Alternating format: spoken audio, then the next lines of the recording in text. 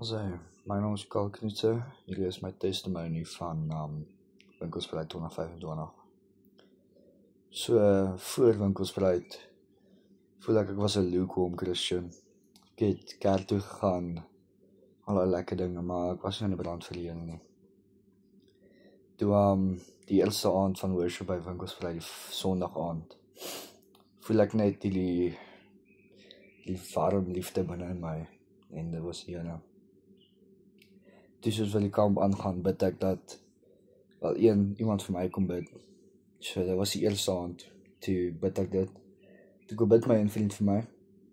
Ek het gechunk, En soos wil die kamp nog aangaan, bid ek dit weer. Maar toe sê die Here vir my, ek moet vir iemand anders gaan bid. En my sê my bang gemaak van, wat moet ek nou vir wie sê? En so lê die Here ietsie op my hart en sê ek moet vir hierdie ouetjie wat hier so links voor my gestaan het gaan bid.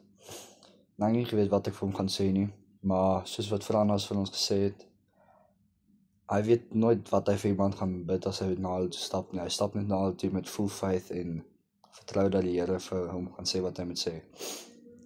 So ek stap na die ouetjie toe, ek het nog steeds geen idee wat hy gaan sê nie. Soos wat ek nader kom, nog steeds niks nie. Toe ek by hom kom, sit ek met my hand op hom, begin ek net te praat, maar daar was niks woorde in my kop nie, dit kom net uit my mond uit.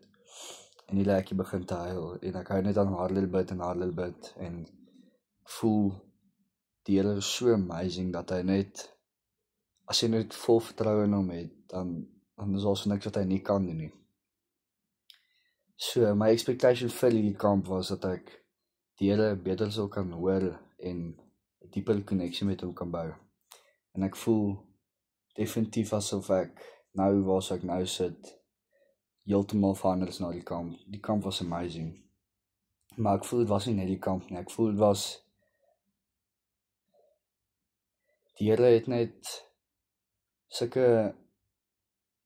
planne werk in sulke vreemde maniere, want met my kamer waarin ek was, het ek stories gehoor wat my regtig, het my hart sag gemaak. Maar ook mense wat gesukkel het met presies so goed as wat ek gesukkel het. En vandat ek teruggekom het, of vandat ek op die kamp was, het ek net besluit, luister, jy het nie jou lewe oor in die Here gegee nie. Jy gaan net kerk toe en goeders. En toe ek daar so was, gee ek my hele lewe oor in die Here. En van daai tyd af, voel dit net asof ek 'n hele ander mens is. Soos die goeders wat ek gedoen het, ek voel nie eens meer asof ek daai goeders enigstens wil doen nie. En ek weet ons gaan tye kom waar ek gaan sukkel met dit, maar dan weet ek net wie ek net my volle vertroue in die Here sit en alles gaan oukei wees.